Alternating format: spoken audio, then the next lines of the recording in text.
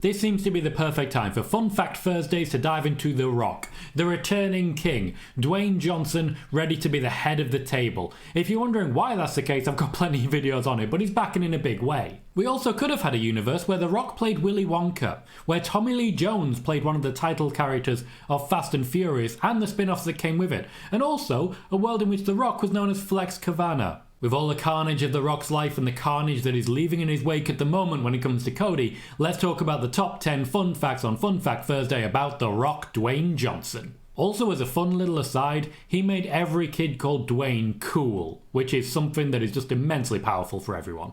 Number 1, he was almost cast as Willy Wonka. Not just any Willy Wonka, certainly not the Timothée Chalamet one, which is our most recent incarnation, but the Tim Burton version that would instead be played by Johnny Depp. That's right, Dwayne Johnson was one of the top choices to take on the weird and the strange version of Willy Wonka that had the really screeching laugh and all of the Oompa Loompas looking exactly the same. Now I can imagine The Rock playing a Gene Wilder style character where he has this level of purity to him, this level of trust that you can automatically have.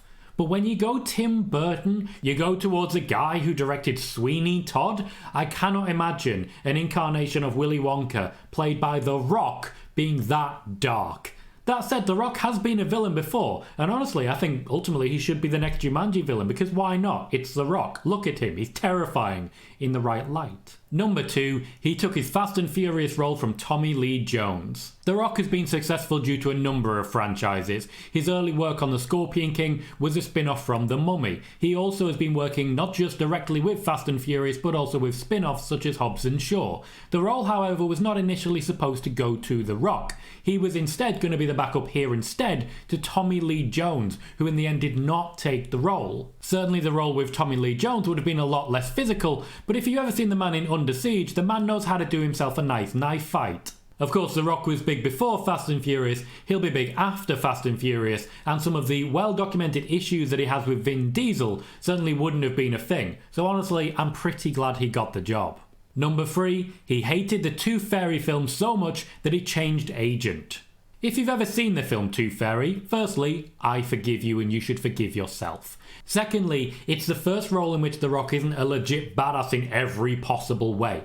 This was the pacifier moment for Vin Diesel. This was the nanny role for Hulk Hogan. This was supposed to soften him and make him more appealing to wider markets so that he wasn't always some kind of dumb musclehead going charging in and punching things. The role was so poorly received and such an open miscasting that The Rock made a change afterwards, joining Ari Emanuel's team for the agency. Ari Emanuel now, of course, running TKO, in which the board of directors has a seat for Dwayne The Rock Johnson.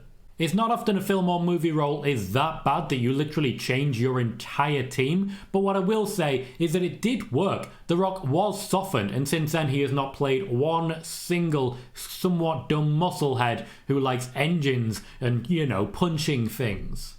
Not at all. Not one. Not one role.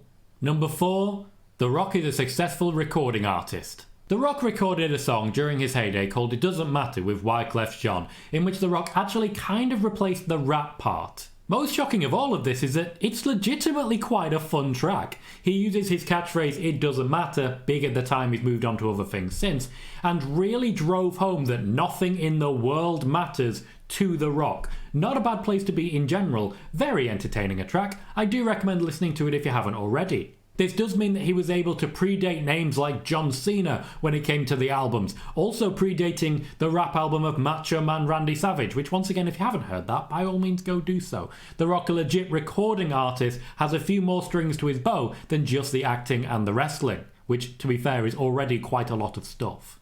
Number 5, he has been arrested multiple times. The Rock doesn't come from money, even though his family, his father and grandfather, were wrestlers and their work is essentially tied through the entirety of the wrestling industry. There are plenty of people who have mentioned that The Rock did not have a lot of money when he started.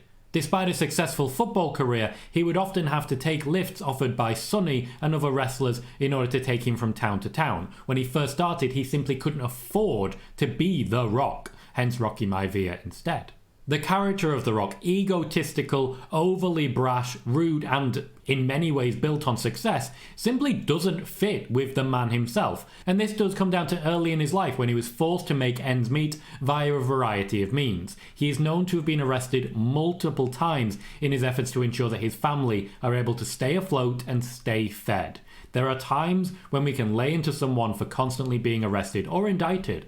There are also times when arrests do become a necessary part of life in order to survive. The Rock didn't just survive, he's been able to provide for his family and plenty others ever since. So in many ways, he has become closer to the Rock character than ever before, but he does come from very humble beginnings. Number 6, he has a degree in criminology. The Rock has played a number of different cops, primarily the brash, arrogant ones that are replaced by, let's just say, not so successful ones. But he actually does have a bit of an interest in law enforcement. Early in his life, he was a big guy, full facial hair, he was ready to take on the world while still an early teenager. This led to certain people thinking he was an undercover cop at school. He did follow up on this, going to school for criminology and earning his degree whilst also playing football before joining the WWE.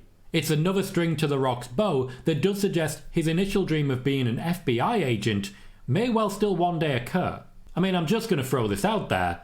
What better spy is there than someone who has legit reasons to travel the entire world and meet everyone they see? I'm not an Illuminati guy. He might be. Number 7, The Rock holds a world record for selfies. Gen Z might be wearing headsets and literally walking into walls everywhere you see. Literally, the headsets will eventually mean that people walk off subway platforms into trains. We all know this. But The Rock is actually holding a world record when it comes to social media. In the course of 3 minutes, while promoting a film, he took so many selfies with fans that he actually broke the world record and is recognised by Guinness Book of Records for that feat. So many people wanted pictures and group pictures with The Rock that he took hundreds of them in that short a space of time. 180 seconds, plural, hundreds pictures.